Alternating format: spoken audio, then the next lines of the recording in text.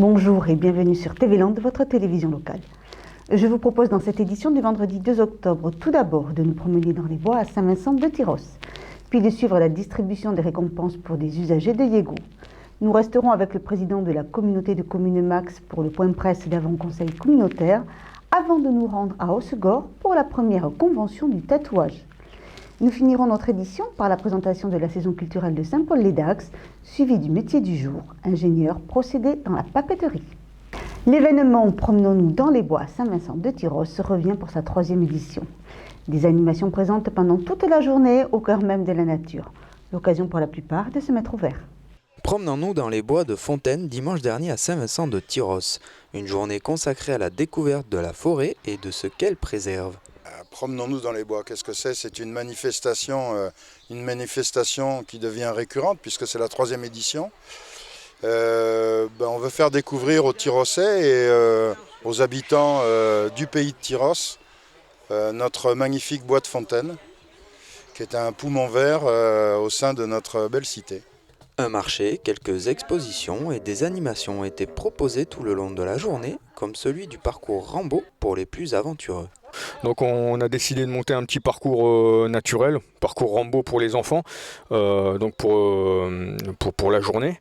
Et ça va un petit peu avec l'association qu'on a montée, vu que en fait on a monté une association d'activités pleine nature, et donc ça va pleinement avec ce qu'on a monté. S'accroupir, ramper, se surpasser, un défi pour les vrais combattants. Alors là en fait c'est un petit parcours qui est petit parcours naturel qu'on peut faire pour les adultes aussi. Là ça rappelle un petit peu le parcours du combattant qu'on faisait au niveau militaire, mais voilà, adapté pour les enfants et d'une manière un peu plus ludique, on va dire. Tout aussi sportif, la slackline, où l'équilibre fait bien les choses. Ouais, alors ce sont des sangles. Les sangles, alors celles-là ici sont que des sangles d'initiation qui font 5 cm de long. Alors vous avez des sangles noires qui sont un petit peu des sangles molles, où on peut faire des sauts, des choses comme ça, un peu comme sur un trampoline. Vous avez des sangles qui sont un petit peu plus rigides pour apprendre le pas en y allant tranquillement. Et puis après vous avez, quand on va commencer à faire de la longueur, on a ce qu'on appelle le long line. Là on retombe à 2,5 cm et là on va tendre avec des systèmes de poulies et de cordes d'escalade. Et là on va faire de ce qu'on appelle du long line, donc passer 25 mètres et jusqu'au record de France de l'année dernière qui est de 607 mètres de long. Donc c'est ça qui est intéressant, c'est que on est dans un endroit différent, on fait ça devant du public ou pas, et le jeu est jamais pareil en fait. Voilà, c'est jamais pareil, et puis voilà, on peut se mettre dans la forêt, on fait de mal à personne, on protège les arbres, on profite du temps et on fait un peu de sport. Voilà, c'est relativement super agréable. Et pour mieux percevoir les bruits de la forêt, Grégory Vigneault imite quelques chants d'oiseaux avec du matériel approprié. Alors là j'ai amené 33 appos avec 33 espèces différentes, voilà, permettant d'avoir une large gamme. Ce sont que des oiseaux qu'on retrouve en France et qu'on retrouve aussi facilement ici, qu'on peut facilement identifier et qui permettent de pouvoir les reconnaître aisément, pas forcément à l'œil parce que malheureusement on les entend plus qu'on les voit, mais au moins d'avoir des petites bases sur les oiseaux, des petites légendes, des petites idées, et ça marche beaucoup avec les petits comme avec les grands. Voilà. Je me suis posé un jour en me disant en fait les oiseaux on connaît très très peu de choses dessus, il y a finalement très peu d'émissions et très peu de savoir, et il y a quelques ornithologues qui connaissent très très bien leur métier, et au final c'est un monde qui est très très très peu connu alors qu'on l'entend. Il faut juste ouvrir les yeux et les oreilles et écouter, essayer d'être un peu à l'écoute, quoi, et ça permet d'être un peu plus proche de la nature. Ouais. Voilà, et puis on voulait, je pense que cette opération qui est initiée, si vous voulez, par la ville de Saint-Vincent de Tyros, on veut lui donner de l'ampleur au fil des années. Hein. C'est notre 3e année, on va l'améliorer, on va la faire grossir, on va lui donner de plus en plus de corps, tout en respectant, si vous voulez, le maître mot, c'est la nature.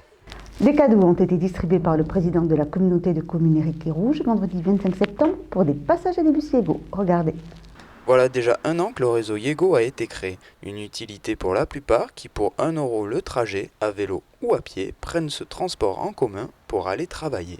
Fallait que que les gens connaissent le service Yégo.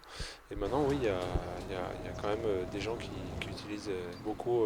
Après, il y a des habitués qui le prennent tous les jours, qui vont pour aller travailler, pour aller faire leurs courses, voilà. Et après, il y a des gens aussi qui prennent un peu plus le vélo maintenant. Voilà, aussi pour travailler et pour d'autres choses. L'arrêt, il n'est pas forcément juste à côté de chez soi, ni l'arrêt qui correspond à son travail ou à n'importe quel déplacement qu'on peut faire. Donc on va en vélo jusqu'en bus, et puis après, on sort du bus et on reprend le vélo. L'idée, c'est de faire vraiment des trajets, de mettre en valeur l'intermodalité et de dire qu'il est possible de se déplacer différemment et surtout beaucoup moins cher. Je l'achète à l'office du tourisme. Et quand je rentre dans le bus, c'est une carte de 10 voyages. Je la passe à la machine et voilà. Je le prends tous les soirs après le lycée pour rentrer chez moi. Franchement, c'est bien, c'est pratique. Et franchement, c'est bien d'avoir mis ça en place. Et pour la semaine de la mobilité, une récompense a été donnée aux habituels passagers ce vendredi 25 septembre au pôle sud de Saint-Vincent-de-Tyrosse. L'idée, c'était de mettre en valeur le réseau, donc on a fait un petit concours pour faire participer les gens et pour marquer le coup de cette semaine de la mobilité, puisque les déplacements éco-responsables, c'est l'affaire aussi de chacun. Gratuit pendant 2 mois en été, Yego innove au fil des mois. Tout à fait, c'est un réseau qui évolue tout le temps. Il y a eu des adaptations substantielles ce mois de septembre, à cette rentrée. Et puis, il y aura une autre adaptation au mois de janvier régulièrement pour coller de plus en plus à la demande et aux demandes qui nous sont faites. Avant chaque conseil communautaire de MAC, son président Éric Kéroux tient un point presse sur les différents sujets abordés en conseil. Voici donc les grandes lignes du conseil communautaire de mercredi. Sur un an, on atteint à peu près 140 000 voyageurs. Et on va dire qu'en tendance, d'ici la fin de l'année, on devrait être à 150 000 donc sur l'année 2015. Donc c'est plutôt encourageant en volume. Et on espère que, et d'ailleurs c'est ce qui semble se dessiner, les adaptations que nous avions décidées avant les vacances, et qui prennent effet là en septembre, et on voit que ces adaptations devraient elles aussi constituer une nouvelle inflexion, comme ça avait été le cas au mois de janvier.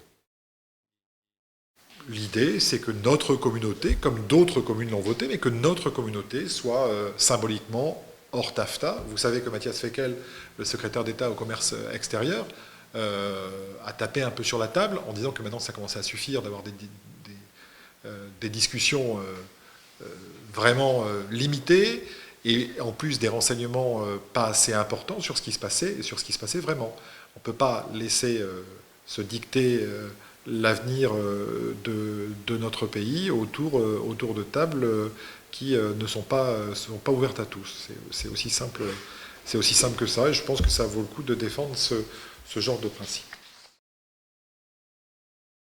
En ce qui nous concerne avec le département, nous avons mis en place une procédure de concertation territoriale, dont ces associations estiment qu'elle n'est pas valide. Je l'entends, mais c'est leur problème. C'est leur problème. Il n'en demeure pas moins que, en ce qui nous concerne, la séquence, c'est quoi? C'est la suivante. D'abord, la phase de concertation territoriale, dont la première réunion importante, la première réunion publique, aura lieu, je crois, le 9 novembre. Donc ça, c'est le premier élément.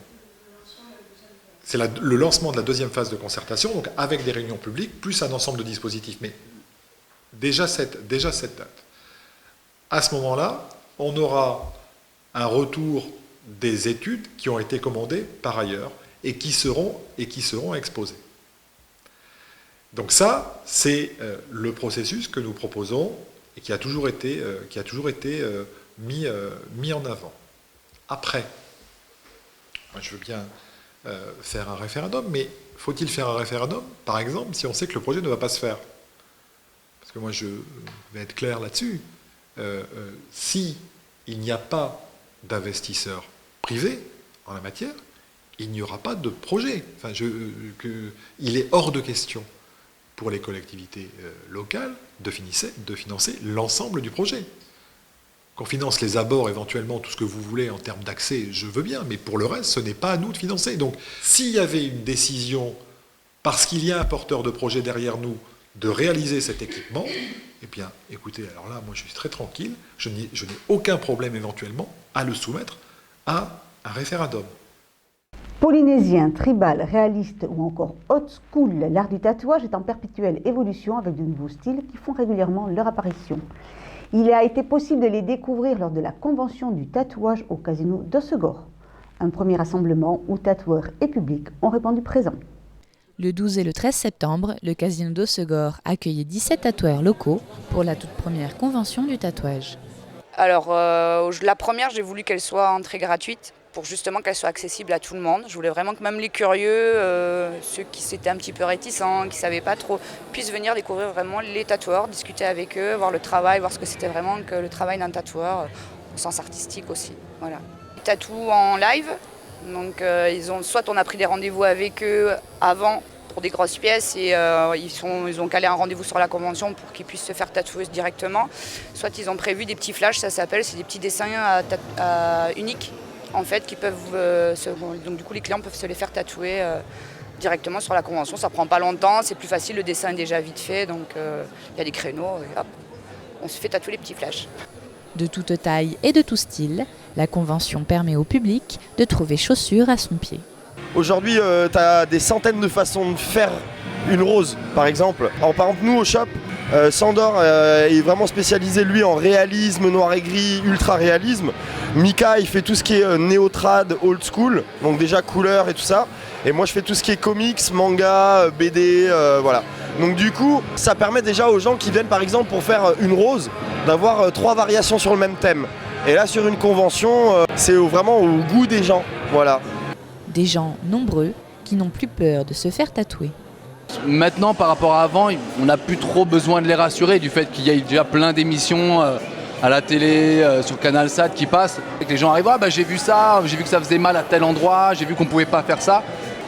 Donc c'est vrai qu'on n'a plus trop à rassurer. Après, c'est plus sur le fait accompli. Et même après, en partant plus à la déconnade, ça passe beaucoup mieux que vraiment rassurer. C'est pas les médecins où on va faire une opération grave. Dans tous les cas, même si c'est douloureux, où les gens ils le savent, et ça passe tout seul, quoi. Et mieux quand c'est dans la bonne humeur. Et c'est dans la bonne humeur aussi que la convention se terminait sur le concours du meilleur tatouage du week-end. Au final, The Best of the Week est attribué au modèle Darty Lady de Saint-Vincent de Tyrosse. Il m'a ramené un dessin et qu'on a retravaillé ensemble et qu'il a confirmé. Donc on est parti sur le projet que je lui ai proposé. Voilà. Pour la réalisation, on a mis 12 heures. On avait commencé à l'avance en boutique et aujourd'hui était la 3e séance. Et la dernière. Il y a eu certains points qui ont été quand même assez difficiles, sinon dans l'ensemble ça a été génial et c'est une tatoueuse super, donc tout va bien, quoi. Elle a fait un résultat qui est très plaisant à la vue, elle a fait un taf qui est génial et je la remercie pour ça, quoi.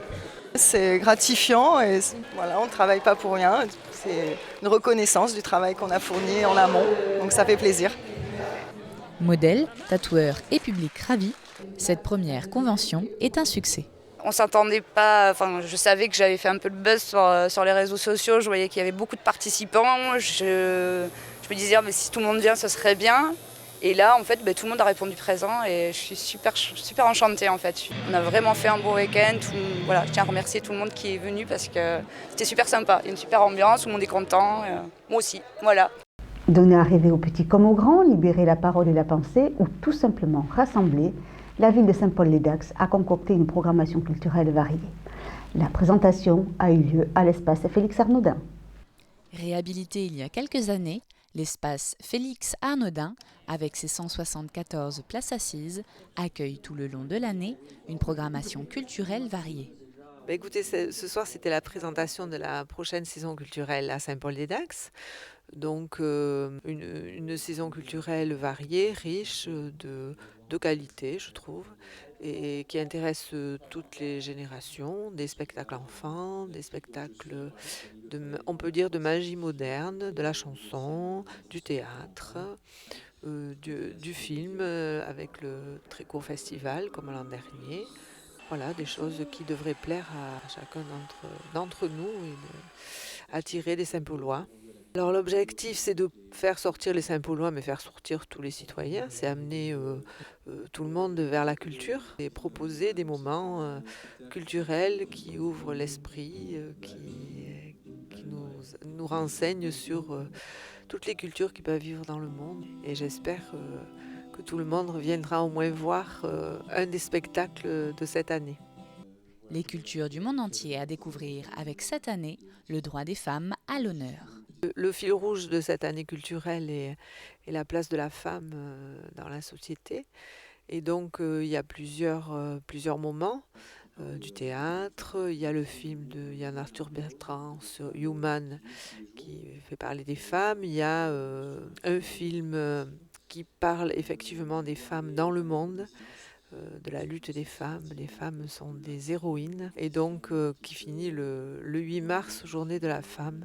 Mais ça sera un fil rouge tout au long de l'année. Parce que les femmes ne cessent d'être en lutte dans le monde pour une place égale à celle des hommes quand même. Et qu'effectivement, il y a des femmes qui luttent, mais pour elles-mêmes, mais pour leurs enfants, mais pour leur pays.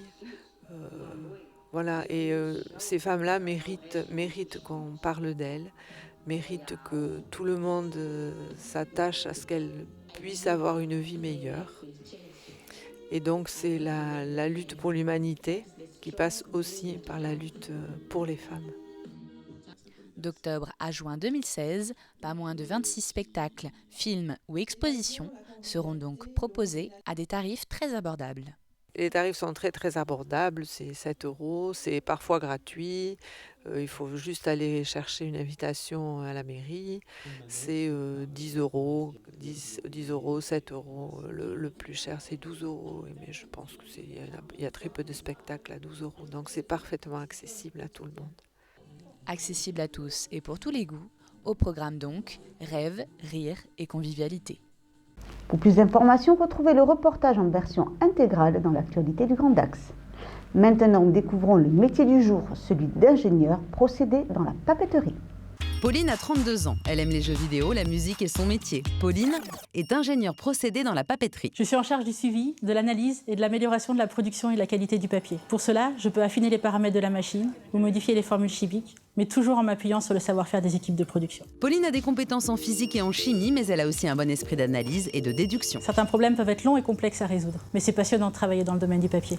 N'empêche, on déforeste.